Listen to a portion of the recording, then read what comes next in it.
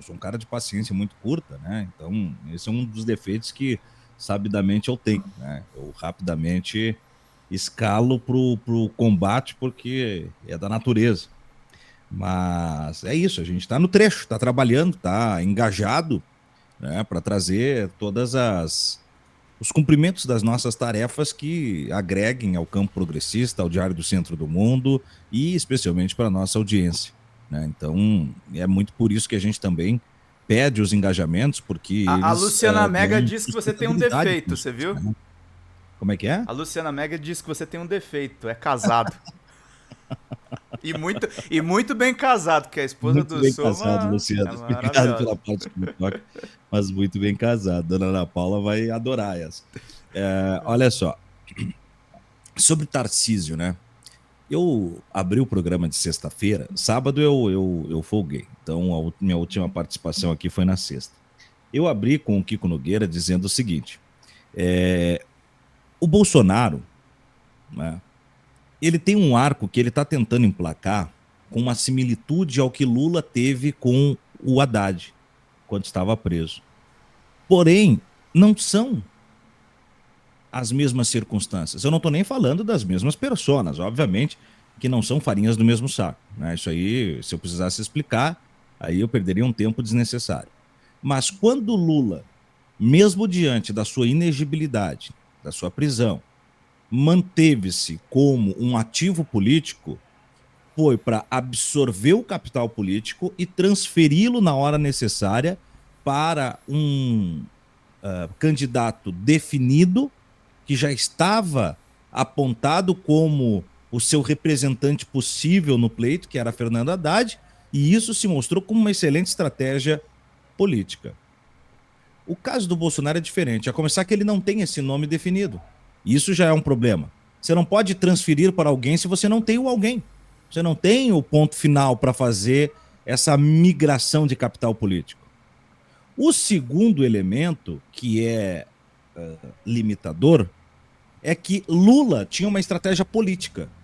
Bolsonaro não tem uma estratégia política. O que Bolsonaro tem é uma estratégia egóica de se manter como um ainda postulante à presidência da República, porque a partir do momento em que ele precisar afirmar que não será candidato, é a extrema unção da vida de Bolsonaro, política e social. A vida existencial, segundo ele, é quando entrar para a cadeia. Eu não estou nem falando desta morte. Estou falando da morte, da relevância que ainda tentam dar a Bolsonaro. O convidando para ir no UOL, lhe dando uma coluna de opinião em jornalão, como Folha, daqui um pouco mais indo numa outra revista, indo num podcast. Essa ainda manutenção de relevância se dá porque ele não entregou os tacos. A partir do momento em que entregar os tacos e precisar se posturar como alguém que transfere os seus votos, Bolsonaro já não é mais relevante para nada e para ninguém. Só que essa ideia egóica, essa vaidade de Bolsonaro, ela tranca os poros, ela mata o oxigênio da organização, da frente ampla da direita que está se armando nesta grande arena ramificada, porque veja bem, os casamentos de federação que estão sinalizando agora são eventuais condições de negociação de candidatos de primeiro turno para simplesmente catapultarem para o segundo turno algum tipo de exigência de apoio a um candidato que esteja mais forte e assim consigam se locupletar no antipetismo na formação de um grande bloco que é a Arena. É a inversão da polaridade. A frente ampla de Lula agora é a frente ampla contra Lula. Nós vamos ter ali o PL, nós teremos talvez o Partido Novo, nós vamos ter o casamento do PSDB com Podemos, o PP com União e alguma outra configuração. Cada um com o seu playerzinho. É a maçaroca fascista, né? Como é que é? É a maçaroca fascista, né? Mas é uma pororoca total do fascismo, só que esses caras, eles só vão lançar candidatos, mesmo que minúsculos, para ter o argumento do segundo turno, aí nós apoiaremos o candidato da extrema-direita, independente de quem seja, desde que tenhamos ministérios e algum tipo de benefício. Tá tudo montado, tá tudo organizado, o contexto é esse.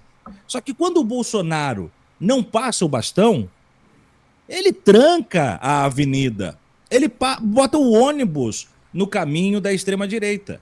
E aí ele já começa a irritar os caciques. Só que não é só não passar o bastão, não é só não escolher o seu sucessor. É ter um cotovelo doído para o sucessor natural. Esse é o grande problema da política. O sucessor não necessariamente é aquele que você escolhe. O sucessor é aquele que se faz.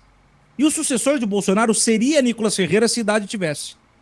Como não tem, o sucessor de Bolsonaro, aos olhos da extrema-direita, precisa ser Tarcísio. Aos olhos de Bolsonaro, não. Só que a extrema-direita ainda depende do pêndulo Bolsonaro para definir quem será o cara. E a partir de... o cara, ou a cara, no caso de Michele. E a partir disso, o Bolsonaro segura, tira a escada e deixa os caras com o pincel na mão.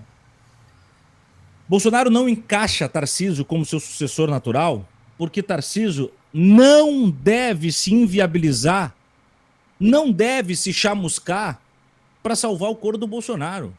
O patrimônio que Caiado encontrou para tentar chupar do bolsonarismo, ele está tentando absorver o bolsonarismo dizendo, se eu for eleito, daria anistia a Bolsonaro e a todos os presos.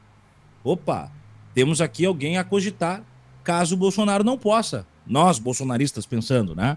Agora, Tarcísio não sinaliza isso. Porque talvez Tarcísio não queira sujar as suas demandas com um corpo já putrefato que é o de Bolsonaro. E isso incomoda Bolsonaro. Incomoda muito Bolsonaro. Incomoda que a mídia hegemônica, a própria extrema-direita e setores de negociação de poder emplaquem Tarcísio antes que Bolsonaro tenha dito amém. Então ele começa a namorar possibilidades dentro do reduto minúsculo da sua casa. Para ele seria Eduardo, mas Eduardo se mostra inepto e inapto. Mais do que isso, Malafaia quer Michele. E se Malafaia quer Michele, sendo ele o guru vivo de Bolsonaro, porque o guru morto é o Olavo, ele tem um problema.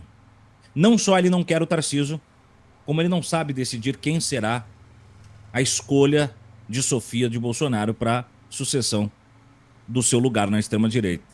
Essa é a boa notícia para abrir o programa. Quanto mais Bolsonaro não fala e quanto mais dúvida paira sobre quem será o candidato, mais os votos espalhados e espargidos vão engordando a manutenção do presidente Lula no poder. Que o tempo seja compositor de destinos e nos ajude no passar do relógio a avançar para o final do ano com esta mesma circunstância. Botando o pé cada vez mais no acelerador do julgamento de Bolsonaro e cada vez mais no freio puxado da linha sucessória da extrema-direita. Que seja tarde a escolha do conclave bolsonarista para quem vai herdar o trono de Bolsonaro.